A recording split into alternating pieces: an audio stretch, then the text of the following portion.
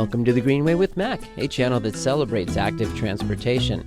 And in this video, we are in Valencia, Spain, on one of my favorite routes that I used to ride when I lived there, called the Xurra Greenway, which is a trail that runs north from the city center and ends at the city of Puçol. I used to take this route pretty regularly with my buddy Lane, who you'll see riding next to me occasionally. And it was just a really nice, dedicated route that occasionally intersected with roads, but in general, it was a good way to go north and get outside of the city, and it was relatively close to the city center. One of the landmarks that you will see up here is the Espai Verde, or what is called the Green Space. And this is a big residential complex that was built in the 80s by Antonio Cortés Ferrando. And so it's a landmark of bioclimatic and cooperative architecture. The brutalist concrete structure is in contrast to lush vegetation, which looks like a vertical village or like an urban farm. Each of the 100 or so homes has a large private green space. You can't miss this building when you're biking in the area. We used to see it especially on the way back. The other big landmark that you'll see is the Calatrava Bridge from the City of Arts and Sciences. It's so tall that it kind of serves as your North Star. And not only going in the reverse direction, but pretty much anytime we rode out in the countryside, this was what we used as a landmark to see not only how far away we had gone, but also which direction we needed to go if we were not returning the same way that we came. Before I tell you how to get to the trailhead of this greenway, I want to tell you about the neighborhood to the left. The neighborhood that you can see is Bicimetro Route. While it used to be its own village, now it is part of the city of Valencia. Bicimetro is known for its youthful and some might say bohemian energy. It is close to the universities here. The Polytechnic University of Valencia is over to our right. You can tell that Bicimetro used to be its own community because of the layout of the streets. It's more like a small village because the streets are narrow and they have their own central plaza. One of the popular landmarks in the town is the Church of the Assumption of Our Lady, which dates to 1594.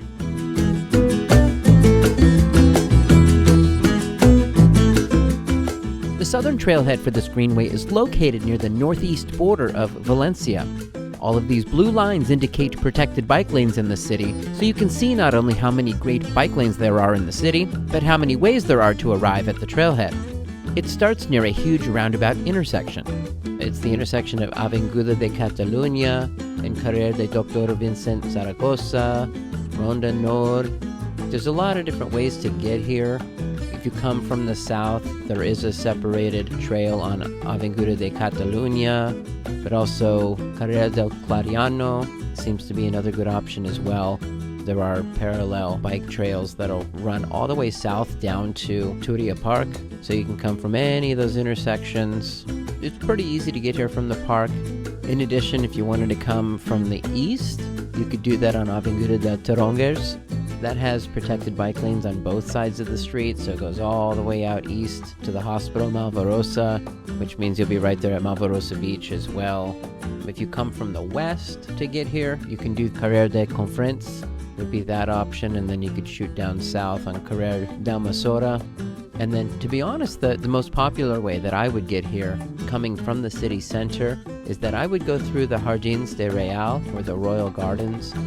So you could go through the park, or there's a separated bike lane on the west side of Carrer de Caminies, and then that'll get you up to Carrer de Confrents, where you'd go east to get to this location here. So that's really the beauty of a city like Valencia with such an amazing bicycle network.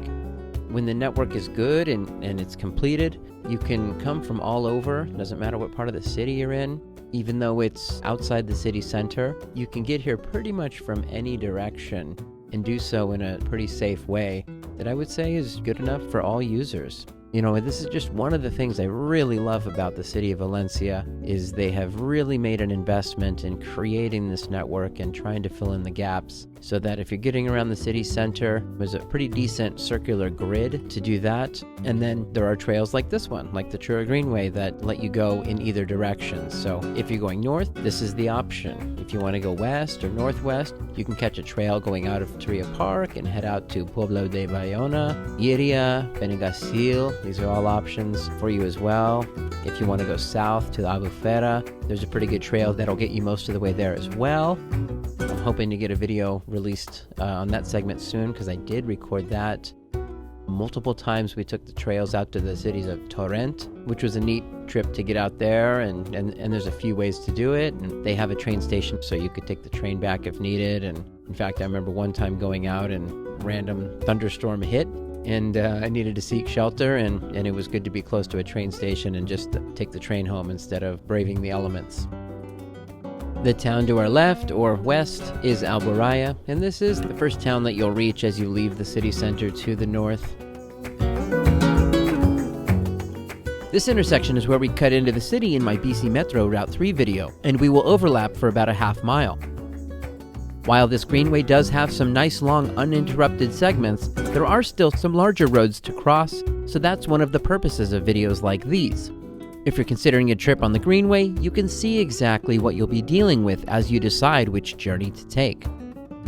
This route is one of Bicimetro's 17 routes that they published a few years back and have since taken down, but while I was there I recorded many of these routes and kept some of the maps that they had published. And so this is actually Bicimetro Route 1, and this region is called La Horta Nord, or in English we would say Northern Orchard. The Bicimetro routes, as they were advertised, basically said that you would start at one metro station and then finish at another. And so ideally you could bring your bike and it could be a one-way trip and you could take the train home. But for this route, it seems like you just go all the way up to Puçol and then come back. There are a couple of different trains that do go to Puçol, but they're the longer distance ones. It's not the metro trains. So the distance isn't that far, so I do think that this is a good ride to just go out and back. You don't necessarily need to catch a train back anyways. If you did, there are a few metro stations along the way, including Alboraya, where you could catch the train and get back into the city center, but at that point the distance is a couple miles probably, so you might as well just ride back. The length of the greenway is about 16 kilometers or 10 miles, and along the way you're going to pass cities like Alboraya, Almacera, Meliana, Foyos, Abelat del Sorels, Luceros, La Pobla de Farnals, and El Puig de Santa Maria before finally arriving at Puçol.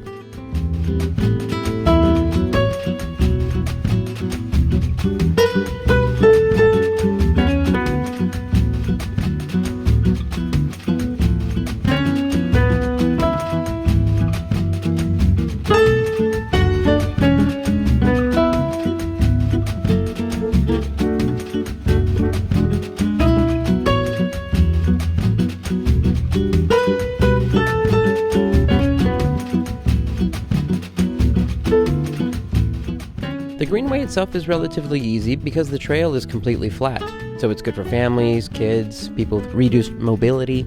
There are rest areas every once in a while, things like benches and tables, and even areas with some trees that we definitely took advantage of. Some of the historical sites that we'll see along the way are the Monastery of El Puig and the Museo Etnològic de la Horta, which is the ethnological museum of the orchard, and that's in Almacera. At this trail crossing, just before the bridge, is where we stop overlapping with Bicimetro Route 3. While I had to make a detour, even when I was there, I think this bridge had been completed, but this bridge crosses over the Carachet, and so you can just continue straight here on the greenway. Just be careful as you make your way through the intersections on both sides.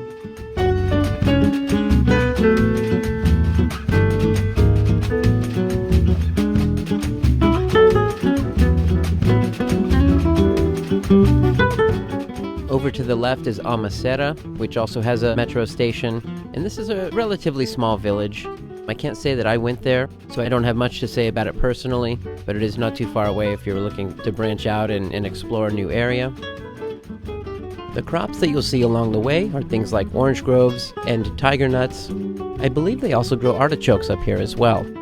The farms up here are still irrigated by the canal system that was originally designed by the Romans and then extended by the Arabs, and they used water from the Turia River. That water court that still meets to these days you'll actually see in Plaza de la Virgen, and part of their jurisdiction are these channels. I believe it's at noon on Wednesdays. The Greenway is a former railway, and it follows the old Calatayud-Valencia railway line, which was part of the Central de Aragon line, and they started to build it in 1894. The line was finished in 1901, and then was eventually dismantled in 1985. The long-term plan for the Xurra Greenway is that it'll become part of the Ojos Negros Greenway, which runs pretty much all the way out to Zaragoza, which was another rail line, and so the connection is incomplete for now. On a separate video, I did part of the Ojos Negros Greenway, so if you're curious about it, I'll have something to show eventually for that route. But that's a really long route. It's over 200 kilometers, and two really long sections are completed. But the section between the current Ojos Negros Greenway and the Xurra Greenway is incomplete. It is doable if you don't mind riding on gravel and taking some smaller roads. You could probably connect them in a relatively safe way, but there's not an official greenway connecting those two yet. The Xurra Greenway is also part of Eurovelo 8, which is one of those long cycling routes that run all across the continent, and this is the one that in my Barcelona video ran directly through that city. The Anillo Verde Metropolitano is a green ring that is a cycling and pedestrian route that starts in the town of Meliana, and it's going to be a 56-kilometer circuit that forms a ring all the way around the city, but that section currently is still not finished.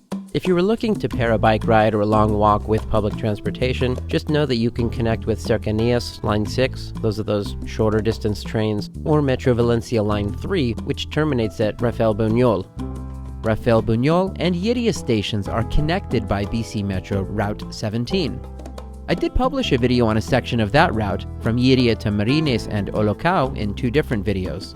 Use my Bicimetro playlist or search for the terms Lliria, Olocau, or Bicimetro Route 17. I think this was the longest Bicimetro route, and I divided it into sections, but like this video, I'm trying to clear my backlog of recordings in 2026. Save my playlists to make sure you do not miss these when they come out, because I won't publish all of them for subscribers. In the video in the past where I took you up to Port Supplya, that was on Bicimetro Route 3, which was the Maritime Facade, and so that one was when I started at the Ayora station, and then it ended at Alboraya. And I had a little detour where we went off and checked out what Port Supplya was and actually rode around the port. And so both of those videos are available if you're interested, and they have pretty detailed commentary explaining the areas that we're riding in, and I point out some of the infrastructure. And so these are some of the first videos I ever did for this channel. So if you're interested in watching more about this area, especially in Valencia, you may want to check out those videos as well. While we are up here, I do want to talk a little bit about the Anillo Verde Metropolitano that circles the city of Valencia, because I did ride a couple portions of it while I was up here. If you ride along the beach and continue north, you'll notice that there is this bicycle and pedestrian bridge that crosses the highway that goes north-south up there. And so when you're up there, you'll see signs for the Green Ring of Valencia. So I took a look at it, and it looked like a couple portions were completed. And those are sections 5 and 6, which are the northern and east parts of the route. And they were good. They looked just like the Greenway path that we were on in many sections. The signage was pretty good. And if you look at the map, you can see the big vision for it. So it's really exciting to see the region of Valencia, the country of Spain in general, just doesn't sit on its laurels and be satisfied with what they've created. They continue to work to make more safe routes for people that don't want to drive around and can't drive around, and this is just one of those many routes. So the plan for it is for it to be between 52 and 60 kilometers long, which would be about 30 or 35 miles. There were a couple of sections that were pretty good and pretty completed, especially up here on the north. It's a little bit less completed to the west and to the south of Valencia, but it's meant to be like a half-moon shape that circles the city center, and so it's kind of like a ring road in a car network, and it would allow you to get between these towns on the outskirts relatively easily and safely, as the whole idea is to have a mostly separated trail network to get around. Currently, the route uses a combination of traditional rural roads, some existing bike lanes, uses some of the service roads for those irrigation canals. It is pretty neat to see how they've just added a trail on some of the farmland that is there, and they keep you separate from the roadway, so you're much safer than riding on a rural road with cars flying by. So I really appreciated that. If you're looking to get out of the hustle bustle of the city of Valencia and you want to ride out in the orchards, then this is just one of the several really good routes that you will find out here. Meliana is the next village that we will get to, and we will ride pretty much alongside the eastern edge of the town, and this is where we will cross the Anel Verde, or the Green Ring, around the city, and these are sections 5 and 6. This sign at the corner has a map of the Green Ring route. The signage can be pretty good on these trails, so I encourage you to use them, as they will also be more up to date than my videos. You can take a trail east, which is CV 3130, and that would take you out to the beach. There is a bridge that'll take you over the highway that parallels the road. You can go west as well. You will be cutting through the town on roads, and it is a little hit or miss on whether or not it's a separated trail.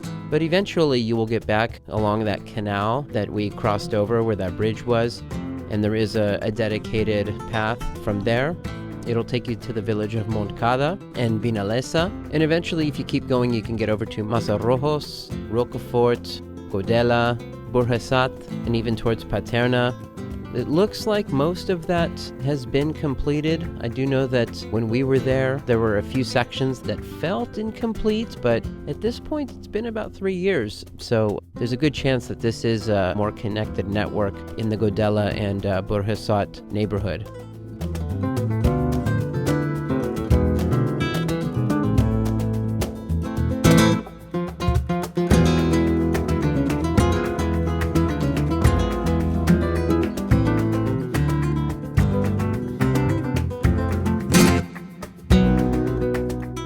Meliana has about 11,000 people, and when you're in a town like this, you really feel like you're in proper Spain. Whereas sometimes in the downtown city center, if you're in the Carmen neighborhood, it does feel like maybe it's a little bit touristy or cosmopolitan.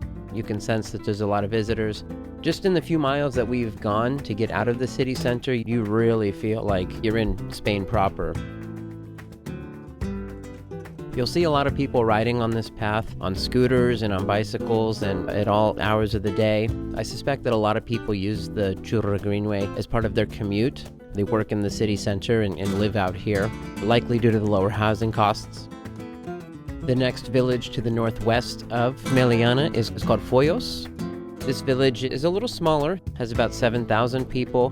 They also have a metro stop here, and just north of it is the town of Albalat del Sorrels, and they have a metro station. And that's really one of these things that I love about the way that many places in Spain are designed, and you certainly see it in Valencia, where you have all this open space and you have all of this farm area. They call this the basket, and it's the campo, it's the farm for the country of Spain. So much of the food is grown here, and the way they design cities here is just so much smarter. There's density near these metro stations. You have all the amenities that you might need in a smaller regional level, but then you still have a ton of open space for us to get out and enjoy and get a little separation from the hustle bustle.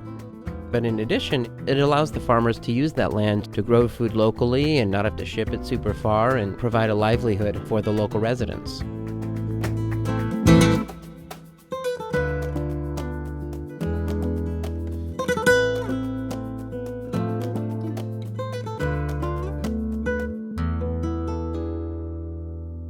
The route is pretty exposed out here, so you'll definitely want to think about the weather.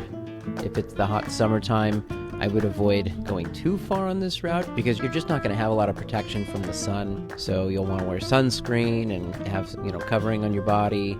But I would highly recommend doing it when the weather is cooler, so try to do it earlier in the morning or in the evening. Most of the time that we were doing these rides, it was actually the winter and the spring, and so the weather was pretty good and we were able to do it pretty much at any time of the day. One of the most important things I can tell you is just to be cautious of the sun, because if you go out here in the month of August, in the middle of the day, you're just going to get completely cooked. This intersection has a worn-out bike lane that leads you to the village of Foyos. This sign is for a restaurant that is 350 meters from the Greenway. We never tried it, but on Google it currently has 4.5 stars with a price range of 30 to 40 euros per person, so it's certainly on the pricier side. It looked to be a traditional Spanish restaurant, and people raved about the paella. It's called Barraca Toni Montolu.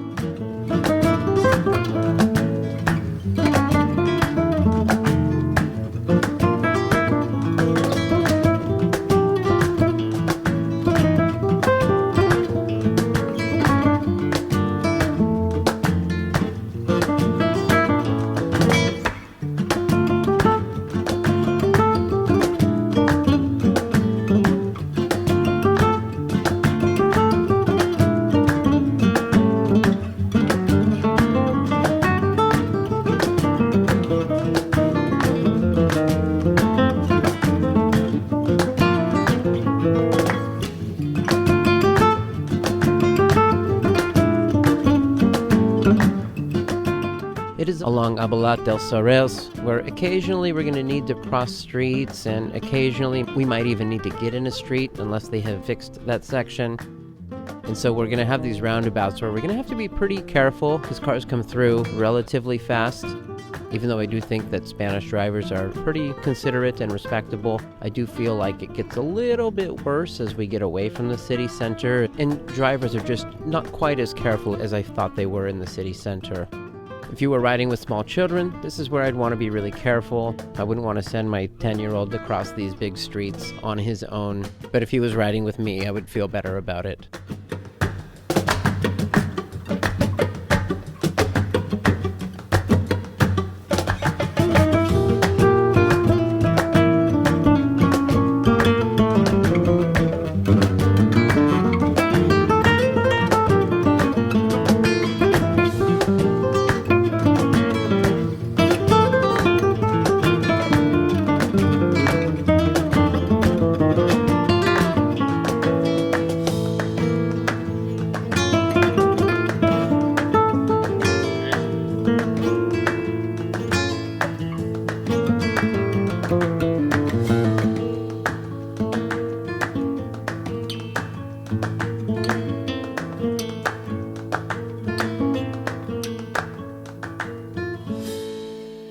Abelat del Sorels has a population of about 4,000, which is enough for a metro station, and there are several restaurants up here, including Territorio Paella, which is another one that seemed to be really highly rated.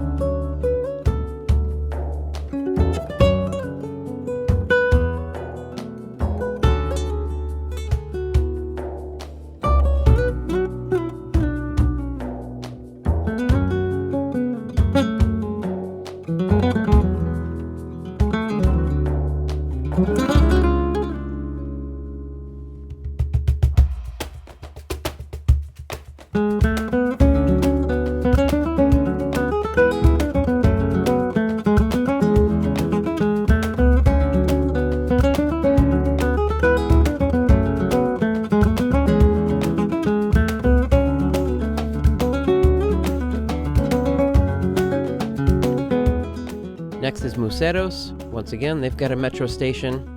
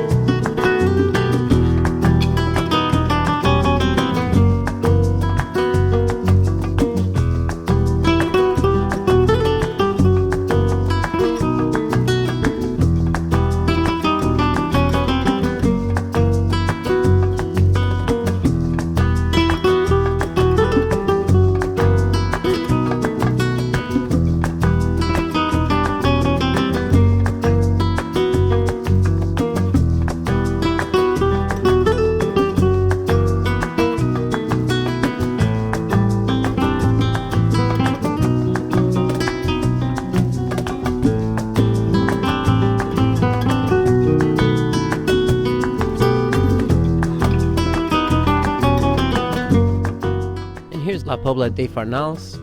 One thing notable about this town is that there is a decent trail to go east if you wanted to go out and explore the beach areas from here. It's Aventura del Mar, and it is in a nice protected trail. That town is called Playa Pobla de Farnals. There is a marina and a decent amount of restaurants.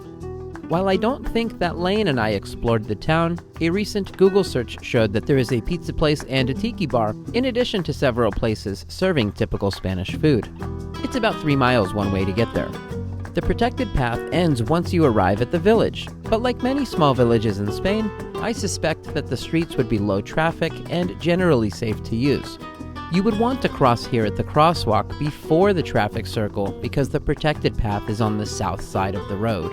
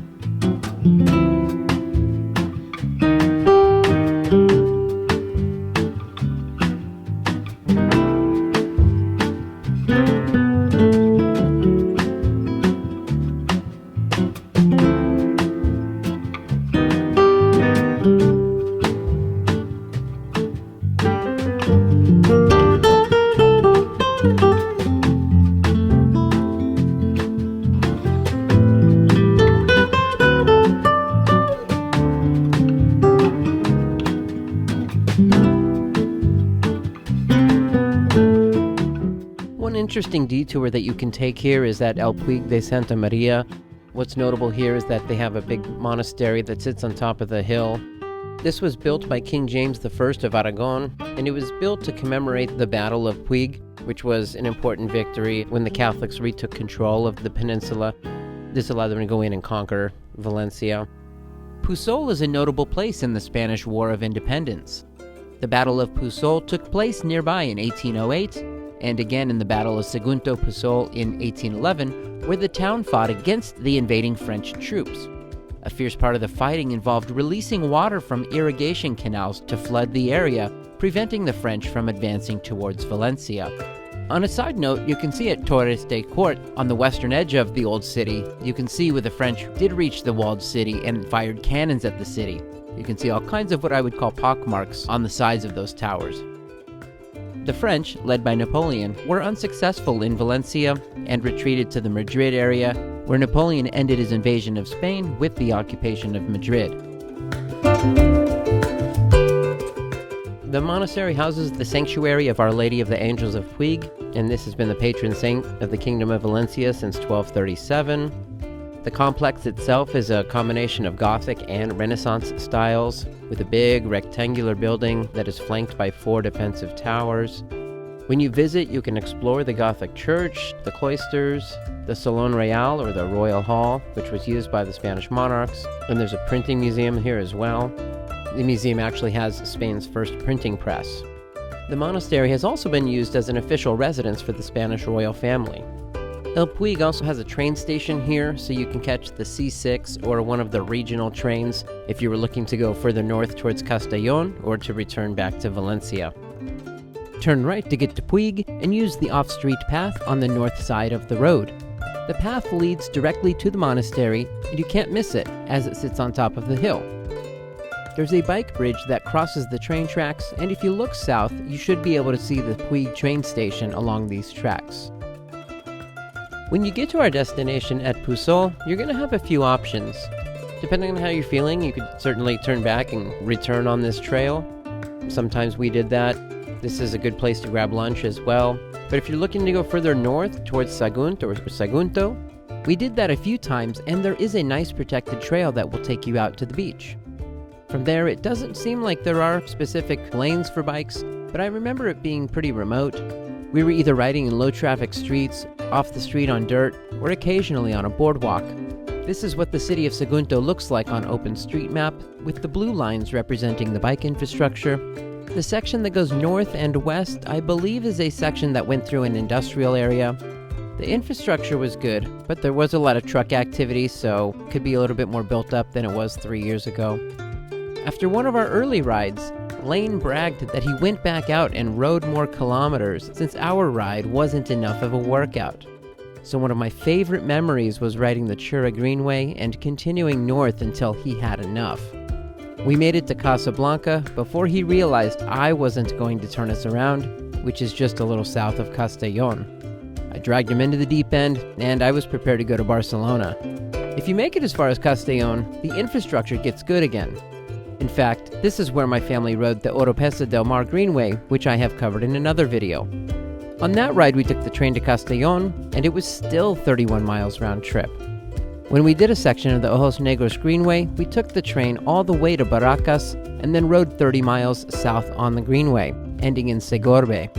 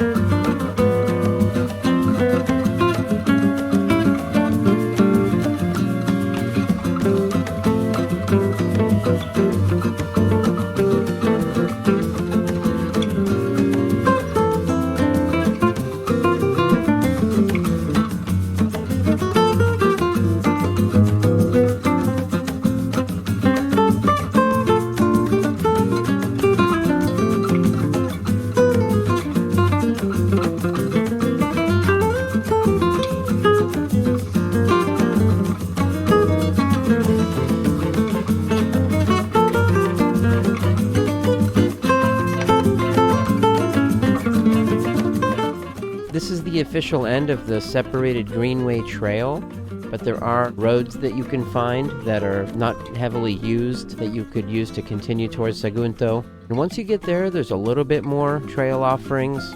In addition, this would be the direction that you would want to go if you were going to connect to the Ojos Verdes Greenway. That greenway is going to head northwest from this area through areas like Segorbe, Jerica, Barracas, Abentosa, Sarrión, and Turel. When we did a section of the Ojos Verdes Greenway, we actually took the train all the way out to Barracas and then headed south on the Greenway.